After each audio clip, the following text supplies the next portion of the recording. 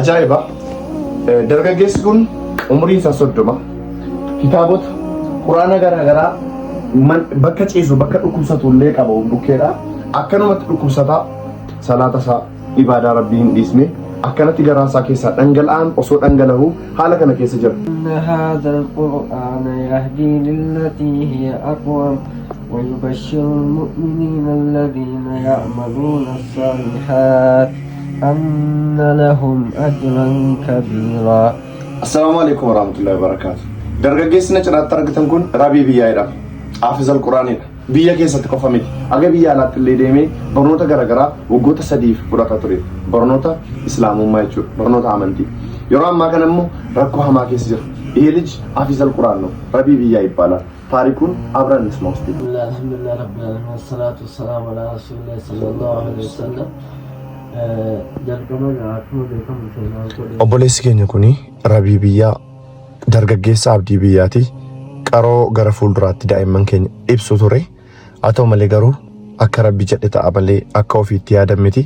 Obboleessi keenya kun biyya keessatti injifatee darbee barattoota baay'ee barsiisee biyya Saudi Arabiyaatti gaa waggaa 2 baratee dippiloomaadhaan eebbifamee ammallee digirii isaa osoo baratuuti kanneen dhukkubsatee lafatti hafee haaluma ammaa agartan kanaanii waan ajaa'ibaaf waan baay'ee qalbii na cabse immoo abbaan isaa kuni hojjetaa mootummaa ture. Madaan isaa kun guyyaa guyyaatti dhiqama ofiif dhiqa abbaanii. Abbaan yoo dhiquu baate mucaan rakkoo biraa keessa gala.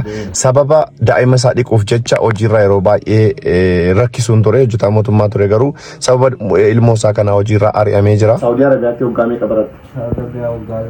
Waggaa 2 turte eebbifamtee taachee.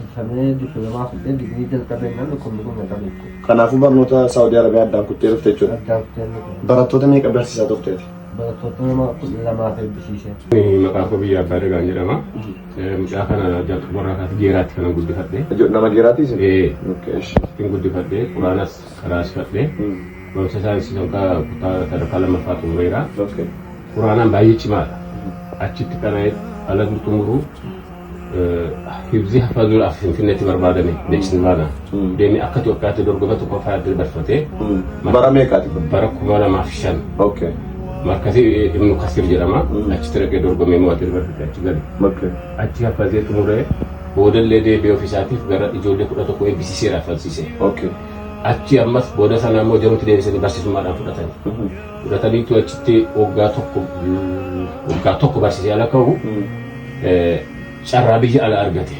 Mootummaa Suudii carraa kennanii fi dandeettii quraanaa isaa ilaalanii Alqasiim Yuunivarsiitii kan jedhamutti galee achi dhaqe.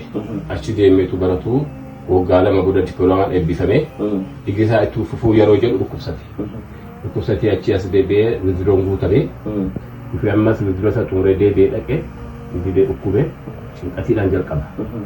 Achi ala deebi'u hospitaala Jimmaatti bara 2011 kaasee itti hordofsiisu cinqatii fayyee dhukkuba biraatiin dhukkubsateera jedhanii bara 2016 operaasiyoonii ta'e.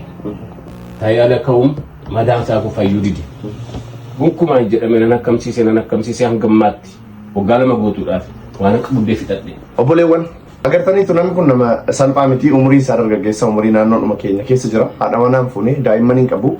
Nama kalaama rabbii qoma keessaa qabu darbee ijoollee baay'ee illee akka eebbisiise biyya alaa biyya Saudi Arabiyaa deemee illee akka barate gaa afaan isaarraas afaan abbaarraas dhageessaniirtu.